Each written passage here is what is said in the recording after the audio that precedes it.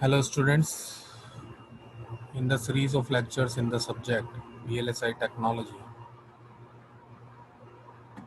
in this lecture we will discuss oxide properties. Okay, so first of all we will discuss masking properties of silicon dioxide. Okay, so silicon dioxide basically it provide a mask against the diffusion of dopants atoms at high temperature. Okay, so here let's suppose this is a silicon substrate and we want to diffuse dopants in this particular region. Okay, so if you want to diffuse dopants in this particular region, then you will have to use a mask. So silicon dioxide layer can be used as a mask in order to solve this purpose. Okay, so these are the masking properties of silicon dioxide. Okay, now during high temperature diffusion of dopants in oxides, so let's say we are diffusing dopants here. These are the dopants, whether these are N type or P type. So the diffusion of dopants in silicon dioxide should be less slow enough with respect to the diffusion of dopants in this particular silicon interface. Okay, because if this diffusion of dopants in this silicon dioxide will be slow, then only the dopants will be diffused in the silicon. Okay, so mask region basically prevents the diffusion of dopants because of the slow diffusion rate, okay, of dopants in silicon dioxide. This is the main idea behind the masking properties of silicon dioxide. Okay, now what is the oxide thickness that is required to make the mask? That is typically in the range of zero point 0.5 to zero point 0.7 micrometer thickness. Okay, so the thickness of this silicon dioxide layer that are using as a mask, it is of the order of zero point 0.5 to zero point 0.7 micrometer. Okay, now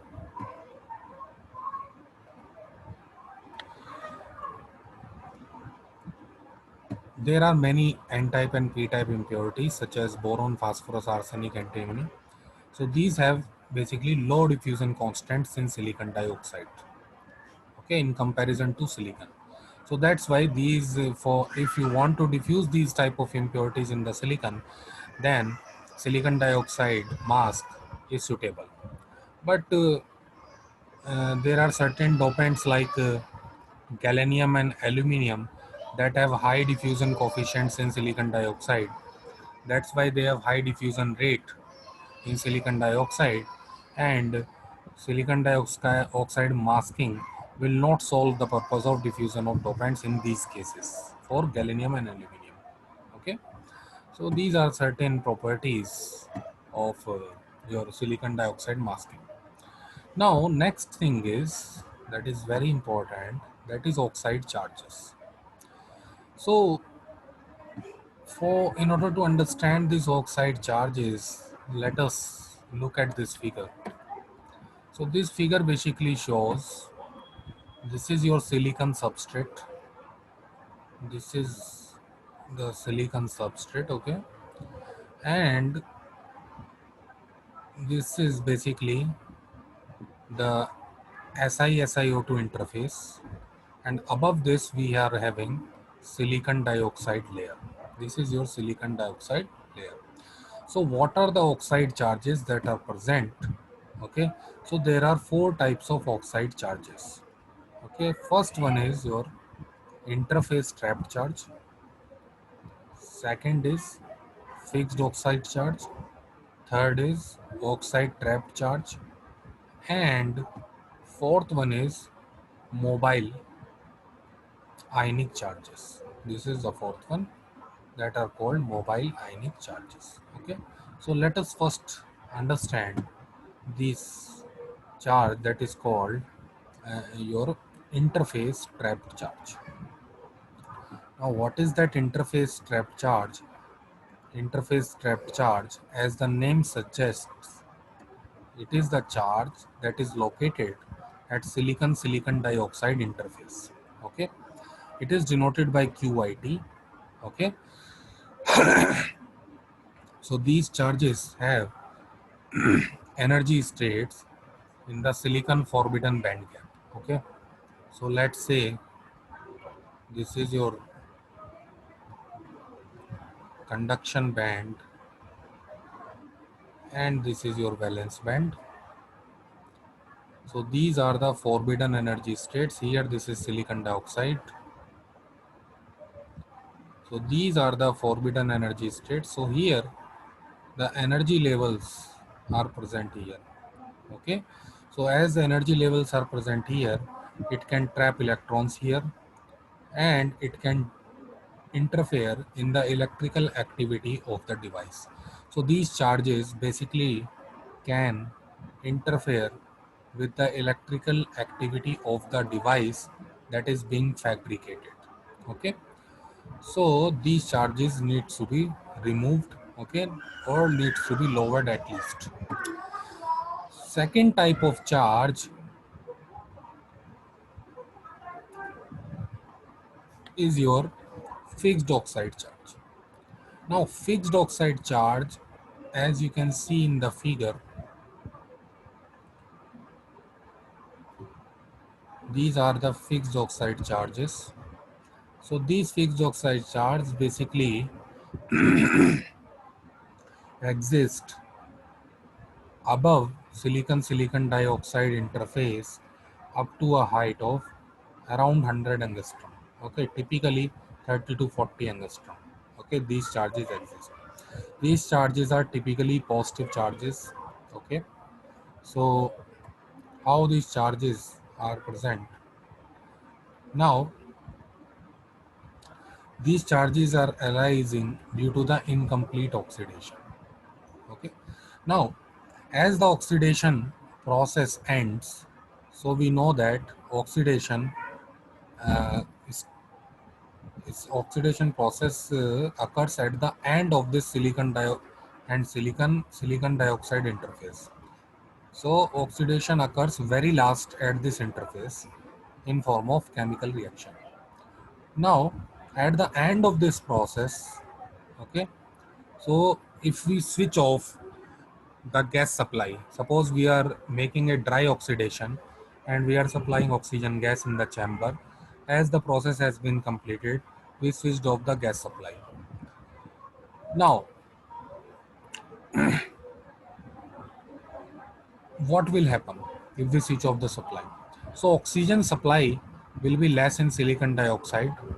So the oxygen atoms, may be possible that there would be some incomplete oxidation near your silicon dioxide interface. Okay, you have switched off the supply of a gas, okay, by thinking that oxidation process has been completed, but there is a chance that the oxidation process has not been completed, so there will be lack of oxygen near your silicon dioxide interface. Okay, as there is lack of oxygen near the interface, so we have positive charges here that are called your fixed oxide charge. Okay, here nearby silicon dioxide layer will actually not be silicon dioxide layer. In fact, it will be SiOx, where x is less than 2.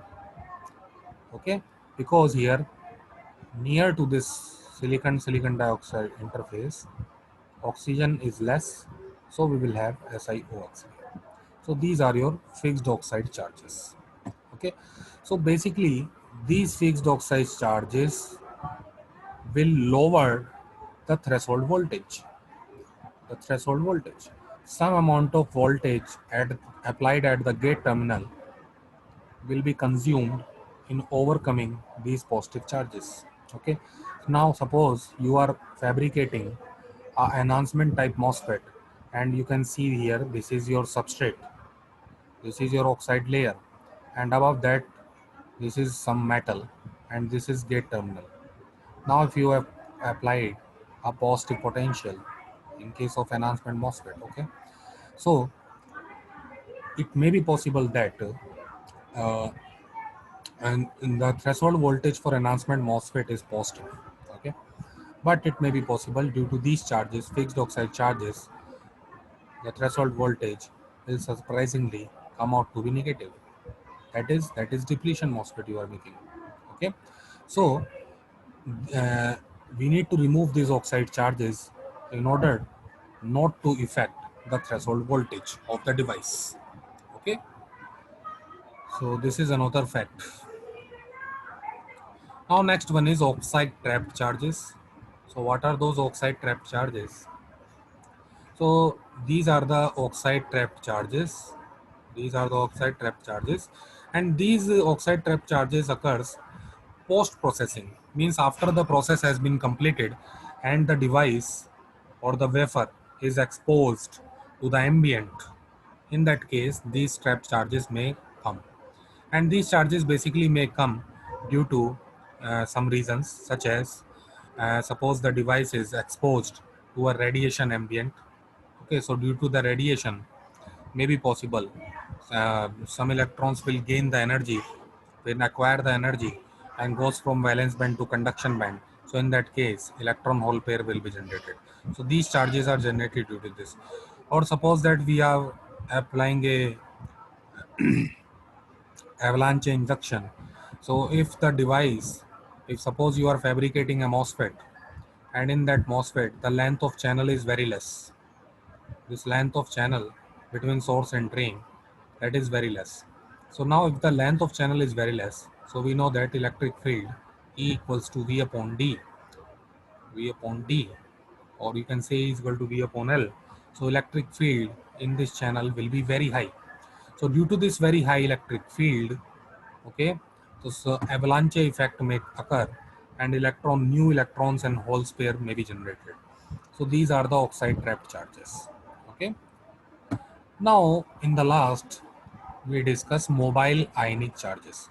So these mobile ionic charges basically are potassium ions and sodium ions. Okay, so these charges occurs due to the system, due to the dirtiness of the system, means the system in which the device is being placed, or by handling the device by humans, these things can occur. So these things can occur due to this. Okay, so what will happen if these mobile ionic charges are present? It will basically signify the cleanness of the system. Okay, if these mobile ionic charges are large, then there is certain doubt on the cleanness of the system, and these charges need to be removed because they will interfere with the performance of the circuit, performance of the device. Why these will interfere? Let's consider this is your gate terminal and you have applied a positive potential. So due to this positive potential, these charges are moving charges. So due to this potential, these charges will go down, okay, and interfere with the other charges as well. Okay, so electrical characteristics will be changed. If you are applying a negative potential, these charges will go up because these are mobile charges. Okay, so these charges need to be removed also. So in order for quality of the silicon dioxide layer, these charges need to be removed. All these four charges need to be removed. So what we do? So what we do in this case?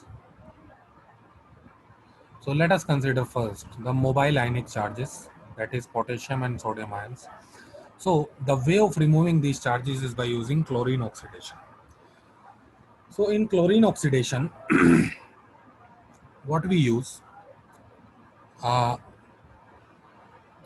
we use a chlorine source that is called trichloroethylene, that is TCE.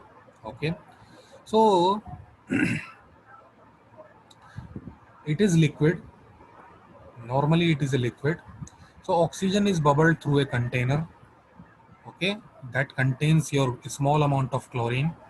Okay, so a small amount of chlorine will be incorporated along with the oxygen. Okay, remember what happens in oxidation? we use some oxidizing agent. So oxidizing agent here is your oxygen that you are supplying in the chamber.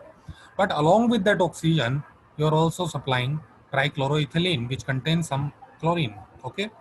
So what chlorine will do? It will react with potassium and sodium ions and will form NaCl and KCl, and these can be removed.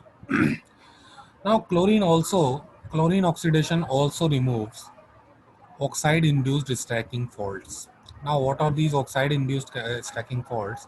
Now, as you can see, let's say this is your silicon and silicon dioxide interface. Okay. Now,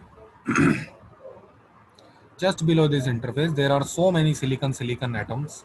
So silicon bonds are there. So if oxides are reacting with this silicon, then these bonds will be broken and Si oxygen bonds are formed. Okay. Now there is possibility that some broken bonds, uh, some broken bonds means the silicon bonds that was broken could not react with oxygen, could not have enough time to react with oxygen. So these broken bonds means the atoms of these broken bonds will move towards the surface, will come towards the surface. Okay. So here silicon atoms can move interstitial sites. Now the interstitial sites will move in the bulk of silicon. These atoms will move in the bulk of silicon where there would be some fault sites present, and these silicon atoms will occupy these spaces. Okay. So these are called your oxide induced stacking faults. Okay. Now what happens in chlorine oxidation? So in chlorine oxidation, lot of vacancies are created at the interface.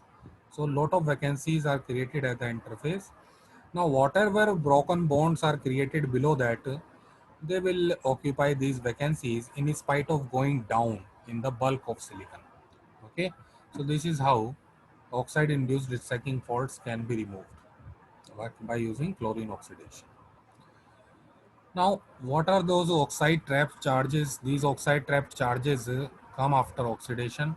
So these are post-processing charges. They can be removed by properly handling the device and maintaining the cleanness of the system in which these are wafers are placed or device is placed. Now, third one is interface trap charges.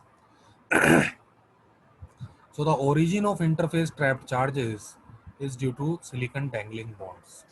So on silicon substrate, there are large number of dangling bonds. So when oxidation process starts, oxygen reacts with silicon, and so many number of dangling bonds are reduced. But always some dangling bonds present in silicon dioxide interface. Okay, so how to remove these interface trap charges? So after oxidation, annealing is done with hydrogen. So hydrogen reacts with silicon, satisfying these dangling bonds, and these interface trap charges can be removed. Now last one is fixed oxide charges.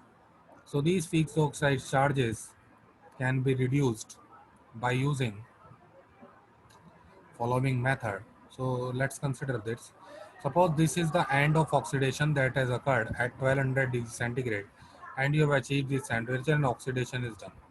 Now as the device at the temperature of furnace is lowered, okay, and still there is supply of oxygen and temperature is reducing.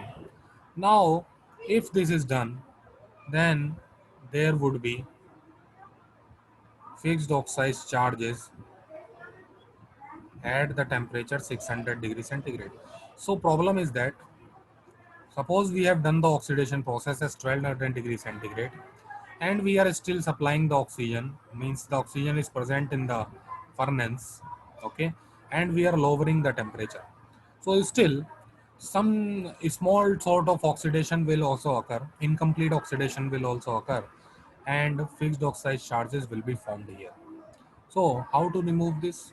So we remove the dry oxygen by lowering the temperature and use nitrogen ambient for that matter. So fixed oxide charges reduces to a great extent by using this approach. Okay, so these are the uh, so we close the gas supply, use nitrogen flushing, now lower the temperature, so much less chance of fixed oxide charges uh, generation is there. Okay, so this was your oxide properties. Okay.